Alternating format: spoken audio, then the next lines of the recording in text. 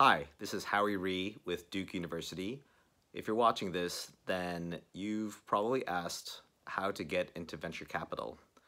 And this video is going to talk to you about some of the things I've observed in the last decade about students that are interested in getting into venture capital.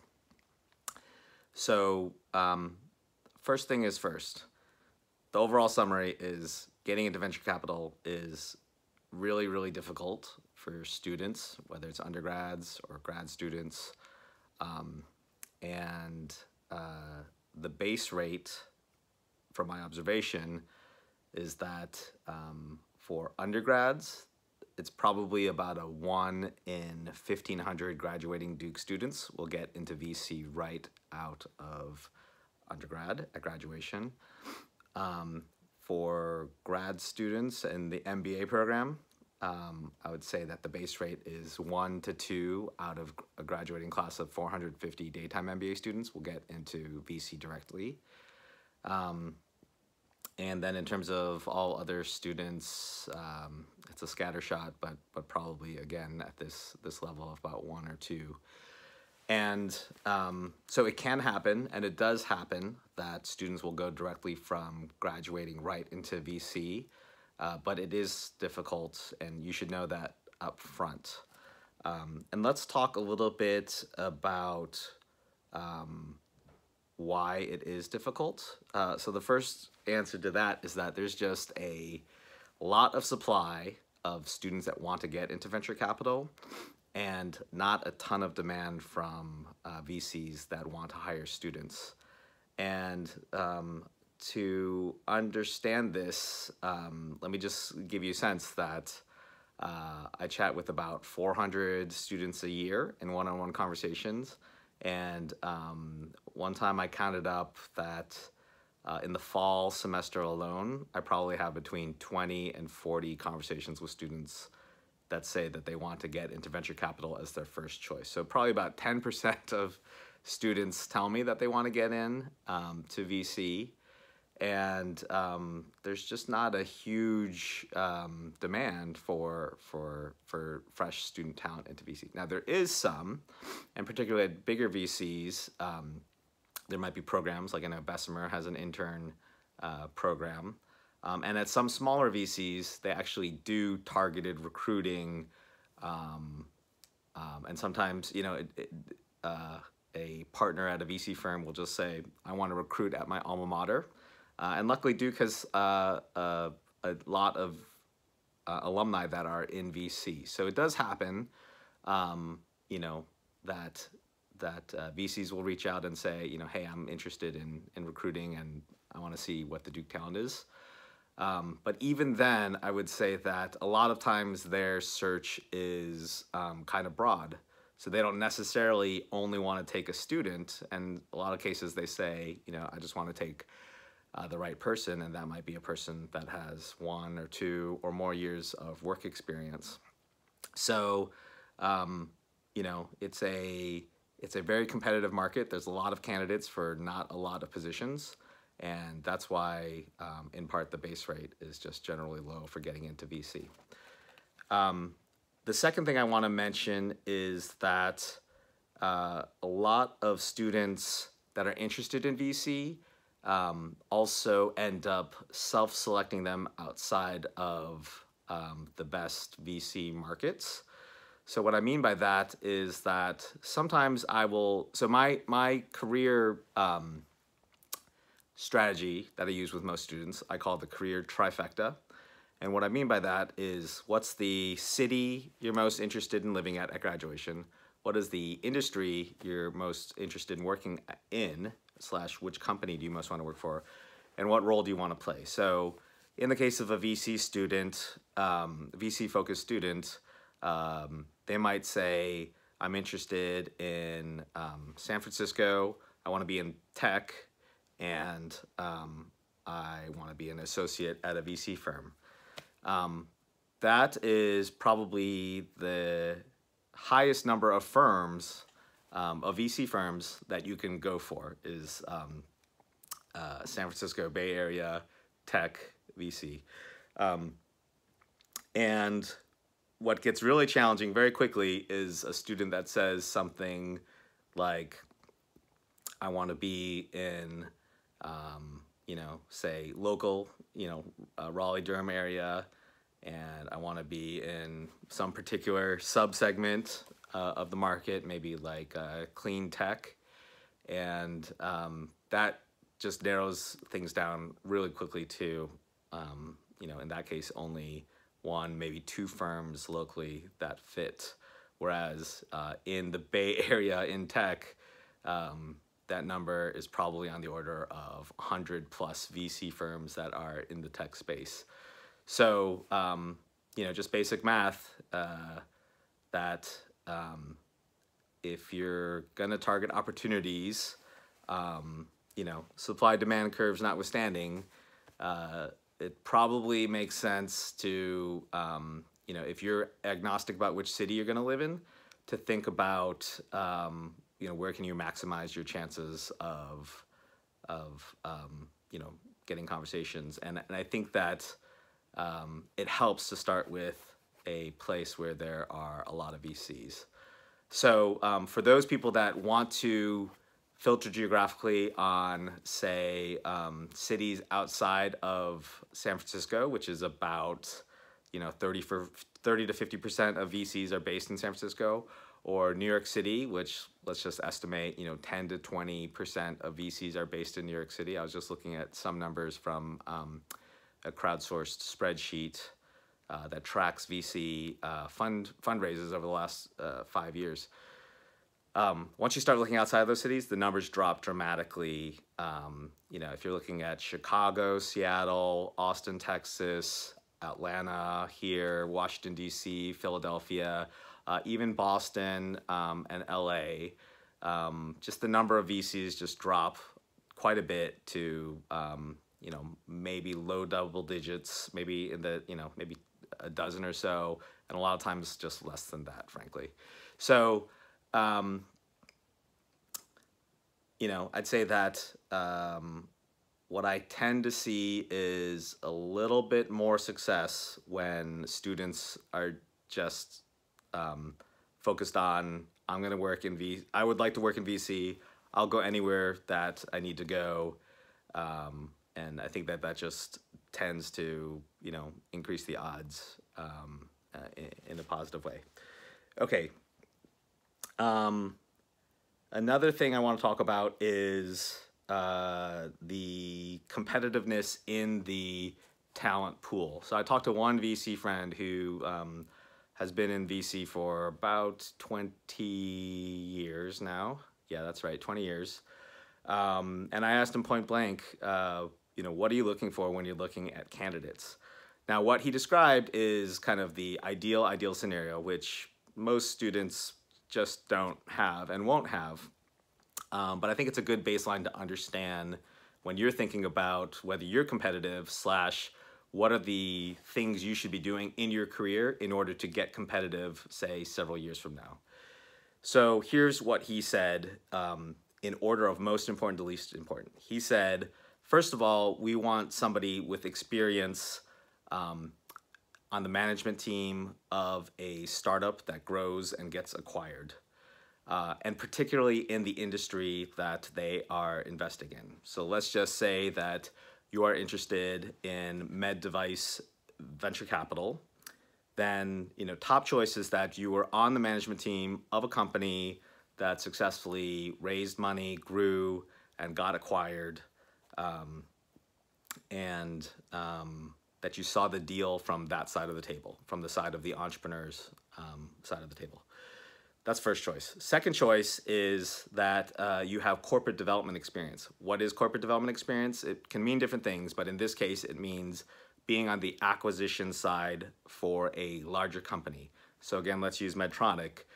Let's use medical device. So let's say that you work at Medtronic, which is, I think, still the largest medical device company in the world. And imagine that you were on one of the teams that was looking to acquire a new kind of technology, and you had to analyze 40 different companies that were in that space. You had to choose, what were the 1 or 2 companies that you were thinking of buying, and then you actually had to, make a bid for that company. So you saw the deal from the other side of the table, that of the acquirer, and got to see what those dynamics look like. So that's the second most important experience from his perspective. And the third most important experience from his perspective was investment banking. He said, again, specific to the industry, were you involved with deals that were between, say, med device startups that were being acquired by larger companies, and got to see how that deal happened? That was the third most important thing. Again, he prioritized, the first most important thing is being management experience on a team that grew a company and got acquired. And from his perspective, he said, in the ideal scenario, and this happens, we want somebody with all three of those experiences. I will tell you that from my observation, it is true that very few students have all three of those experiences, let alone one or two of them, but it does happen, particularly in the case of one or two of those experiences. And it's especially true for MBA students, and it's especially true for youngish alums, let's say 2 to 10 years out of undergrad or out of business school, where they've been able to be at 1, 2, 3 companies and get a variety of roles. And a lot of times these students or alums have really put themselves out there and really tried to expose themselves to a variety of opportunities that match these kinds of skill sets and these kinds of roles. So it is hard, it is a lot, but at the same time, venture capitalists can kind of be picky and kind of get to choose what kinds of experiences that they want. I will say one observation I've had, and I've interviewed a bunch of young alums in terms of how did they get into VC. I think I've interviewed about 10 of them. I have them in a document which I regularly share with people, and I'm happy to share with you. I asked, one thing that I've noticed is that, especially from undergrad, I do think that there is a overrepresentation or over-indexing of young alums that went to undergrad at Duke, did investment banking for, as few as 3 to 6 months to as long as, a few years, and got into VC. I do see that fairly often, more often than I would have expected. But there's some notion that people say that iBanking seems to be a good path to trying to get into VC. And based on a small sample size, I would say that out of undergrad, that seems to kind of be true. And part of the variance there is that it really depends on the partner that is the venture capitalist partner that's hiring you. I mean, maybe they just value that experience and they like you enough that they say, I'm going to take a chance on this person and hope that they do well. So that is something that you might observe or hear about, and I do think that especially out of undergrad, that is true. Out of business school, I would say that this is a chicken and egg problem. What I tend to see out of business school getting into VC is a little bit more of they have figured out some way to get venture capital experience, which is kind of a interesting and weird thing to say, but I've seen all sorts of strategies of how students in business school and other grad schools try to get venture capital experience before they graduate. So I'll give you a few examples. So one is do a pre-MBA internship at a venture capital firm in the 3 to 6 months before business school. Pretty rare, and I'm not exactly sure how you go about doing that, but so many incoming MBA students don't actually even think about getting a pre-MBA internship. And the few that do, a lot of them don't actually they don't have the guts, if you will, or the courage to put themselves out there and ask for that. So this is a highly variable thing. I would say that most VCs probably don't have the notion of a pre-MBA internship, so it might just be a foreign concept to them. But I have seen it work, and it's pretty powerful when it does work, because then you enter business school and you're basically like, I've actually done VC before, and that actually makes you more hireable into VC for both your summer internship or your in-school internship or at graduation. So that's one way I've seen people get experience. Another way that I've seen people get experience is through a mechanism like the Duke Angel Network, which is a group that's run out of Duke University that helps about 100 Duke alumni do angel investing.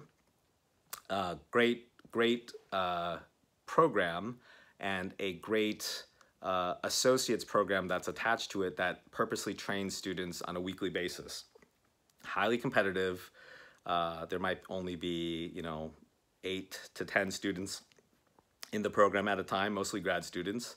About 2 MBA students per year, 1 or 2 law school students, 2 to 4 medical school students, and a smattering of other, schools represented, grad schools at Duke represented in the mix. And so that's also a very good way to get experience. A third way that I'll mention is that, I've seen at least 2 that just jumped to my mind, 2 MBA students who basically just put themselves out there to VCs and said, I'll do whatever it takes, I'll work for free, and I'll work for free starting as soon as possible. So I know of one who started working in VC, I think at the beginning of fall semester first year, just kind of got in the door, made a connection, got permission to kind of do a little bit of work, and just continued doing that, and ended up joining the firm later. And another way that I've seen that is somebody that's doing work for the firm, first or second year of business school, let's say second year of business school, again, for free, maybe receiving some course credit, maybe not, whatever it takes to make it palatable. And basically continuing to work for free after graduation on a contingency promise along the lines of, we really like you, we want you to keep working here, we can't pay you right now, but we are currently raising a fund, and if we successfully raise that fund, there's going to be some budget for us to hire an associate, and we'd like that for that to be you. So these were students that took it upon themselves to make an offer that the VCs found very appealing, to work for free, try before you buy, if you will, and also to basically take on the risk of saying, this might not work out, but I'm going to continue to work for free in the hopes that, when you do raise, that I might be somebody that, comes to the top of the list because we have a good working relationship. So I have seen that model work before. And so, I think that you need to both, A, get creative, but also B, put yourself out there in a way that, luck, that the chances that luck happens for you go up. There's some quotes, fortune favors the bold, fortune favors the prepared, things like that. And I think it's a combination of being prepared and being bold, and you're really putting yourself out there. So those are some things that I've seen work for students that are trying to get into VC. One funny thing is that sometimes students do that, get into VC, and then shortly after leave. Either they just decide it wasn't for them after an internship, or maybe after 1 or 2 years they just decide, that's not the right fit. And you should know that actually with most associate level, with many associate level positions in VC, there sometimes is the expectation that this is a up and out kind of mentality, like McKinsey Consulting in the sense of, after a couple years, let's figure out if this is the right thing for you, and maybe it's going to be time to move on to a portfolio company, get some operating experience, or something like that. So getting into VC, there's no guarantee that you're going to stay in VC and climb up the ladder to principal and then maybe eventually partner. It does happen, and I have alums that do that and make multi-year and multi-decade careers out of it. But sometimes there's also just an expectation that this is a short-term gig, and don't plan on having this be much longer than a couple of years. Couple more things I want to say. So one is, no matter what I say, I know that there's going to be some set of you that says, okay, there's a chance that I can get into VC, maybe 1 in 500, I'll take those odds, and I really want to do VC. And no matter what I say, you're going to go for it. And, truth be told, some of you are going to get it. So if that is the case for you, then let me just say this. The advice that I give for students that just say, I'm going for it, this VC is my #1 choice. I don't care if, I have to, speak to 50 to 100 VCs and fly around the country and, get rejected dozens of times. I'm going to keep going on it. So if that is true for you, then, one, best of luck to you. I mean, it's great, and we love our alums that are in investing, and we form great relationships with those alums. Two is that I think that you want to think carefully about your overall recruiting process and your life situation, and what is the point at which you move on to plan B in your recruiting process. What I mean by that is, let's talk a little bit about some basic thinking around the career search that I work on with students. So one of my key questions, and it's funny because people just aren't very comfortable talking about money, but I am comfortable talking with students about money because I think it's really important in the planning process. One thing I ask students a lot is, at graduation, how many months of financial runway do you have to support yourself?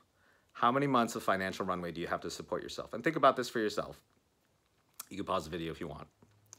Okay, so if you thought about it, if you're like most Duke students, both undergrad and grad, I'd say that on average, it's 0 to 3 months.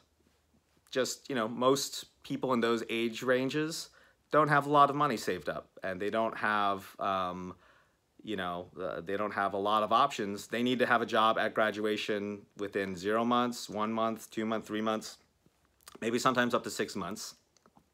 And that's just the reality. And so if you are like most students in that boat, then I would say that your plan B needs to start developing now and be solid, and you need to be pretty clear on when it is you're going to start enacting plan B. And I think for most of you, you want to have at least a year before you graduate that plan B is in motion. So what does that mean? So let's say that you are interested in med device VC, and you're like, I'm going all in on med device VC. And let's say that as plan B, you decide that you really like med device companies. And in fact, you really like med device companies that are really interesting, at the cutting edge, things like that. In my opinion, you should be doing an active job search in med device companies separate from VC at least 1 year in advance of graduating, and preferably longer than that, preferably like 2 years. And the reason for that is, and I work with many students on job searches and many alums on job searches, alums that are young alums to older alums. And I would say that most people don't do very good job searches. Their idea of a job search is, I'm going to look at some career sites, poke around, find, 5, 10, 15 jobs that look like they might be a fit, and I'm just going to submit my resume to them. And I would just say that's not the right strategy. It's possible you might get lucky. It's possible that your skill set is such that you're just going to hit the nail on the head, and they're going to give you a call and say, we want you in, to have a conversation. That does happen. But my preference is that you do a more thorough job search that really strategically targets companies that are that you're very excited about. And in my opinion, that list should at least be 20 to 50 companies, and ideally more like 150 companies, which for many of you is going to sound absolutely nuts. But I will say that I've worked with many, many students that have company target lists of 100 to 150 companies, where the filter is that I tell everybody this: don't just put companies on the list that you happen to see or that somebody else mentioned or that you just kind of heard about or you think everybody else is applying for it, so you should too. The companies that go on the list should be companies that you are excited enough about that if they gave you a job offer, you would seriously consider it. I'll say that again. Come up with a list of 20 to 50 companies, or ideally 100 to 150 companies that you are excited enough about that if they gave you a job offer, you would seriously consider taking it. I see too many students that just kind of go through the motions of putting together some list of companies for some exercise that somebody told them to do, and then they're just basically like, yeah, I don't look at that list, I don't care about that list, I don't even know what companies are on that list. In my opinion, that is not a good use of time. Instead, it should be a living list. The companies on that list should be ones that you're excited about. And if they're not companies you're excited about, just take them off the list. And if you don't have 20 to 50, then that's on you to do more research. It's really surprising to me how little research students do, generally speaking, in terms of looking at companies. And a lot of times I just start with simple Google searches, like, hey, you're interested in med device companies in the San Francisco Bay Area? All right, let's look up top medical device companies in the San Francisco Bay Area. And usually like the top 10 links will, result in like 50 to 100 companies. And they're like, oh, I've never seen these lists before. I've never heard of these companies. And in my opinion, that is just a failure to do kind of the basic research that you need to do to really understand your target industry and what you're going for. Same for tech companies and same for subsegments. Like tech is probably just too broad. Med device is actually probably too broad. You should probably figure out, like, are you interested in artificial intelligence? Are you interested in virtual reality companies? Are you interested in robotics? Are you interested in, education, energy, mitigating poverty, bricks and mortar 2.0? I mean, there's so many interesting categories, and too many students just stay at a really broad level. I'm interested in anything tech, and in my opinion, when you're unfocused like that, it just doesn't give you enough things to aim at. You have to have companies that you're ready to aim at, that you're ready to go and actively pursue for conversations, and try to understand, that company and that market. And hopefully it's a company that you're excited enough about that you think that they're gonna win, that you are authentically enthusiastic about what they're doing. One of the worst examples that I have of students that are unfocused is they're like, well, I'm interested in tech, but I'm also interested in healthcare, which basically means that like they're interested in 90% of venture funded companies, or I don't know if that statistic is right, but it's just way too broad to actually be effective. You gotta choose something. And if you can't choose one thing, then choose multiple subsegments, like I'm interested in artificial intelligence and education and virtual reality. Choose those, find companies in each of those categories, and then test those hypotheses. Like, have conversations with people at those companies and figure out if those really are companies that you would be excited about. So all this is to say that if you're gonna go all in VC, in parallel, start to develop a really, really good plan B, a really good career search. And one more anecdote I'll say about this is that, part of my role is that I'm supporting students before they start school, during school, as they're graduating, after they graduate. And I inevitably, each spring and summer, I inevitably get the calls from students that say, I've completely missed on all the companies I've tried to recruit for. what do? I'm on my way to, name a city, San Francisco, to try to move there and recruit. And a lot of times there's different time pressures. If they're international students, sometimes there are visa pressures. If they are, your average student, there's financial pressures and things like that.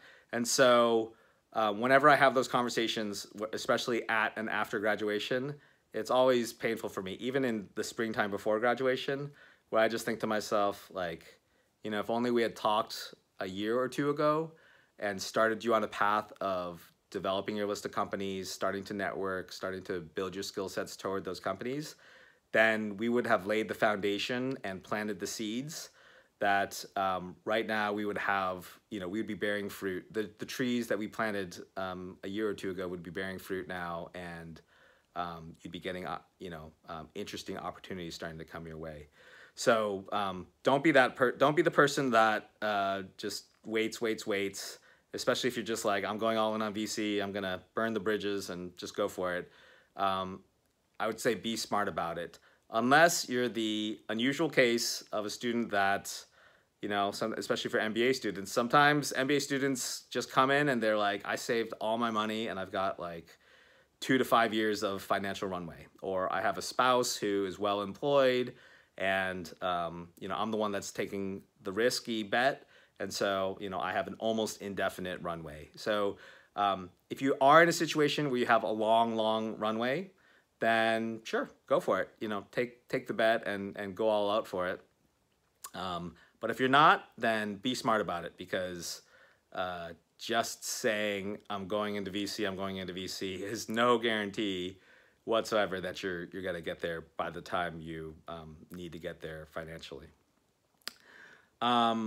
Just a couple more side notes here. So there are different schools of thought on VC.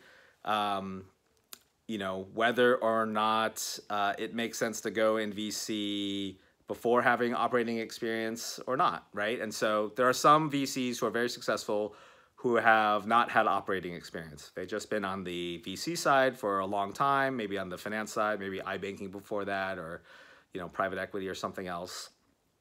And that is one school of thought, that get into VC early and ride it out. Another school of thought, and Duke alum Josh Felser, who is probably Duke's most active investor, he's made about 90 investments in the last several years here.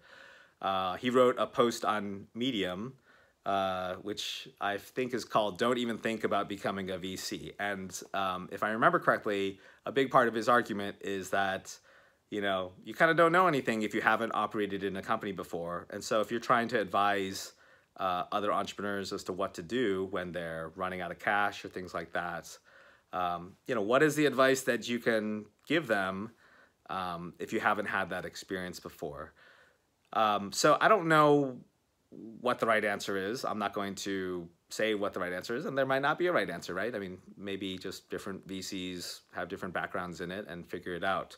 But there is at least some notion that if you haven't walked in the shoes of an entrepreneur before and struggled through those struggles and fought that fight, then maybe you're not ready to be a VC. So I think that you want to look into that more and think carefully about what you want to do. A second related point, and I think I'm going to pull from Paul Graham's blog post. Paul Graham founded Y Combinator. He has a lot of great essays. One of his essays is called Before the Startup, one of my favorite essays. And his main argument in that, and it's about what to do before you start a company, but I actually think that it applies to a lot of industries and probably applies to VC. His main argument is to just learn. In 2 words, is to just learn, is to go deep and to kind of follow your interest and learn something that's really interesting. That's my paraphrasing on it. I think it's roughly accurate. And so this is something that I see a lot of students, I think, fail at and play too safely. And I can say this because I think I did this myself in undergrad. And what is it that I'm talking about? I think too many students don't push themselves while they're in school to learn something deeply and instead take a very generalist route and take either a major or a set of courses that are kind of generalist, kind of business related, you know, Swiss Army knife type of majors, and don't take a stand on learning something deeply. And I think that the general thinking that students are going through, and again, I did this myself as an undergrad, is, you know, I'm not going to learn this topic that's slightly out there. I'm not going to major in this thing that's slightly out there. Instead, I'm going to do what a lot of other students are doing, and I'm going to do something that sort of sounds kind of businessy, because I think that's going to get me, you know, make me more likely to be hired after graduation. And I get it. For a lot of students, getting hired at a company at graduation is like the #1 concern that you have throughout a lot of your college career. So it's very normal to think about optimizing for that, and to think that choosing a major that sounds kind of businessy will get you there. However, I think that Paul Graham's point, and I think this is pretty interesting, is that instead you want to kind of deep dive and learn things that are really interesting. And let me just say some extreme examples of this. And a lot of these are kind of pointing towards the technical, but I think there's actually some good design and maybe even good sales experiences. So on the technical side, which is probably the easiest side, you know, start working at a research lab, learn some topic really deeply, like artificial intelligence or robotics, or you know, other things from a world-leading expert. I'm thinking of like the Nicolelis lab, where they connect monkeys to exoskeletons to have, you know, neuro-controlled exoskeletons. You know, this is happening down the hall from you, and I think too few Duke students seek these out and take advantage of them. And those are the kinds of opportunities where you can learn from people on the cutting edge, thinking of some of the coolest ideas in their field. And you know, if you do a good job there, then you're going to walk out with some pretty deep expertise. I know of one company where the founder was working at a Duke lab, you know, doing you know, kind of brain scans, and that ended up leading to his startup that he started. Another founder, he was working in a deep learning artificial intelligence lab that led to his startup in deep learning.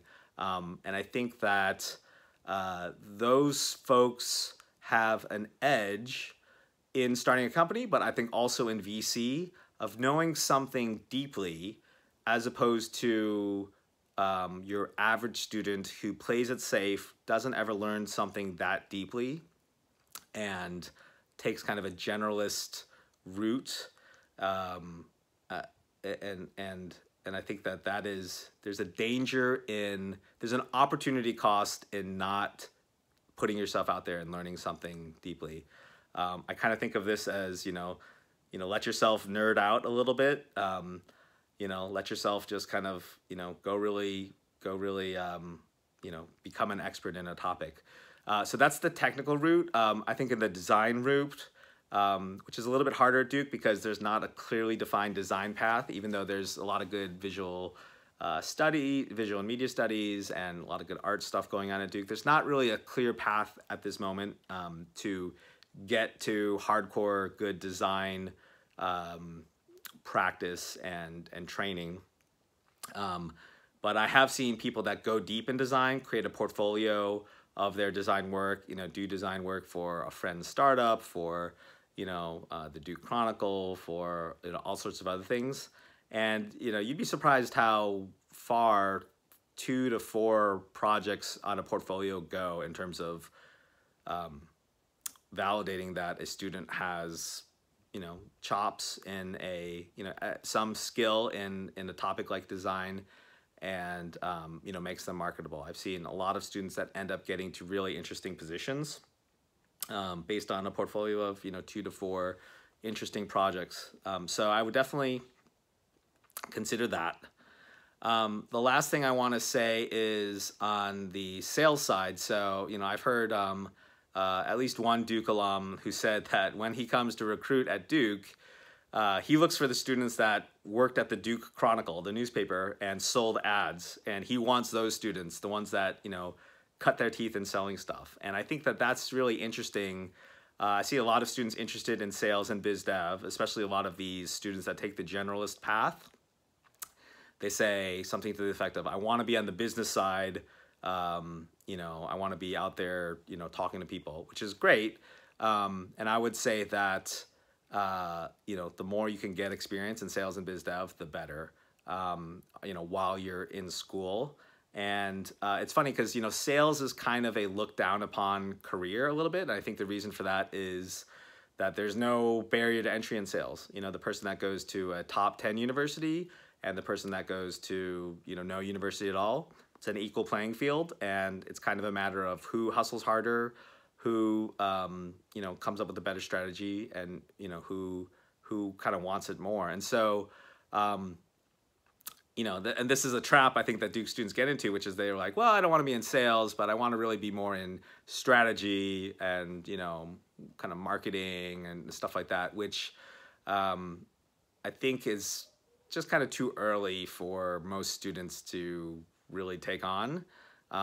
You know, in startups especially, there's two main functions. You're either building the product or you're selling the product. So you're either the engineer or the designer building the product, or you're out there in the field selling the product. And so, you know, I think this translates to career searches, but I think this also translates to venture capital, you know, planning your venture capital kind of resume, if you will, and experiences is, you know, go deep and learn something deep, and, you know, be able to be an expert 2, 5, 10 years from now, 20 years from now, that really went deep on an industry and in a functional role and understood it really well. So that, you know, that's kind of the value add. That's the lens that you're kind of looking at the business from, and that's the value add that you can bring to the table that, you know, other people can't bring. So those are my thoughts on kind of, you know, planning a longer term road for how to get into VC. That's it. So just to sum up, venture capital, I have, you know, dozens of students every fall and probably all year round that are reaching out asking how to get into venture capital. The base rate for getting into venture capital out of Duke is pretty low, a lot lower than most people think. And, you know, if you want to think about getting into VC in the mid to long term, then I think you also want to, you know, be doing the things to prepare you for just a job in that industry in the mid to long term.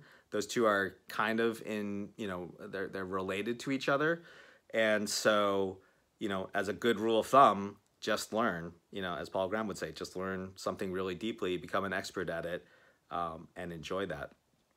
And the final message is, you know, there's going to be some set of you that hear this video and you say, you know, I'm going for it. I'm just all in. I'm going VC. I'm going to get there. And that is fine. I would say that if that is true, you got to be putting yourself out there, and you have to be ready to just be rejected again and again. Or actually, you know, venture capitalists just generally don't like to reject people, including entrepreneurs, because you don't want to say no to the entrepreneur that builds the next billion-dollar company. And I think that sort of carries over to candidates a little bit. And so, you know, you're either going to get rejected a lot, or you're going to be in limbo a lot, where people maybe just ghost you and stop responding to your emails or something like that. And, you know, if you truly want to get into VC, you're going to be competing for deals against other VCs. You're going to have to put yourself out there to entrepreneurs and say, you know, I'm the best VC for you. You know, I want to work with you, blah, blah, blah. And so if you can't put yourself out there to get to VCs, then I would ask whether or not you actually really want to be in VC. Because in VC, you're going to have to put yourself out there to get to entrepreneurs. You're also going to have to put yourself out there to get to limited partners, the investors into VC funds. So if you're not comfortable in putting yourself out there, then it's possible that going to VC might not be the right personality fit for you, and it's something to think about. Thanks a lot for watching. See you later.